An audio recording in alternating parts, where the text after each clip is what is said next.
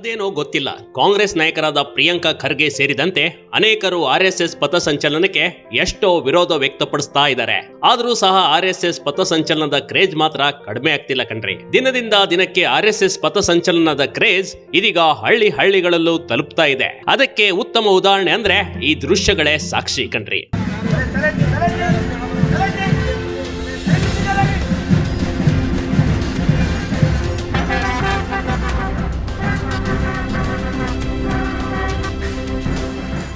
ಇದು ಹಾವೇರಿ ಜಿಲ್ಲೆ ಹಾನಗಲ್ ತಾಲೂಕಿನ ಅಕ್ಕಿಯಾಲೂರಿನಲ್ಲಿ ನಡೆದ ಆರ್ಎಸ್ಎಸ್ ಕಾರ್ಯಕ್ರಮ.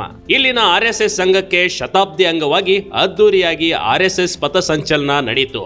ಅಕ್ಕಿಯಾಲೂರಿನ ಪಟ್ಟಣದ NDPU ಕಾಲೇಜ್ ಮೈದಾನದಿಂದ ಪ್ರಾರಂಭವಾಗಿ ಪಟ್ಟಣದ ಪ್ರಮುಖ ಬೀದಿಗಳಲ್ಲಿ ಪಥಸಂಚಲನ ನಡೆಸಲಾಯಿತು.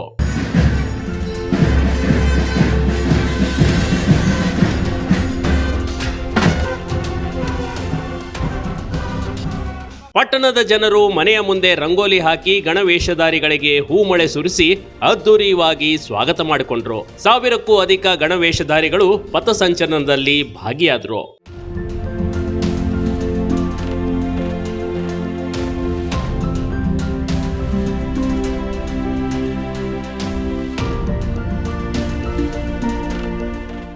ನೂರಕ್ಕೂ ಅಧಿಕ ಬಾಲಗಣವೇಷಧಾರಿಗಳು ಭಾಗವಹಿಸಿದ್ರು. ಸುಮಾರು 300 ಕಿಲೋಮೀಟರ್ ಪಥಸಂಚಲನ ನಡೆಸಿದ ಗಣವೇಷಧಾರಿಗಳು NDPU ಕಾಲೇಜ್ಗೆ ಮುಕ್ತಾಯಗೊಳಿಸಿದ್ರು. ಯಾವುದೇ ರೀತಿಯ ಅಹಿತಕರ ಘಟನೆಗಳು ನಡೆಯದಂತೆ 300ಕ್ಕೂ ಅಧಿಕ ಪೊಲೀಸ್ ಸಿಬ್ಬಂದಿಗಳನ್ನ ನಿಯೋಜನೆ ಮಾಡಿದ್ದು ವಿಶೇಷ.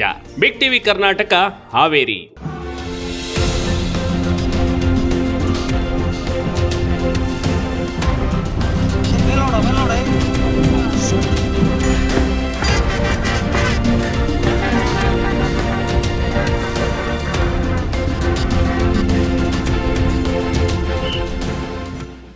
ಬಿಗ್ ಟಿವಿ ಕರ್ನಾಟಕ ಯೂಟ್ಯೂಬ್ ಚಾನಲ್ಗೆ ಈಗಲೇ ಸಬ್ಸ್ಕ್ರೈಬ್ ಮಾಡಿ.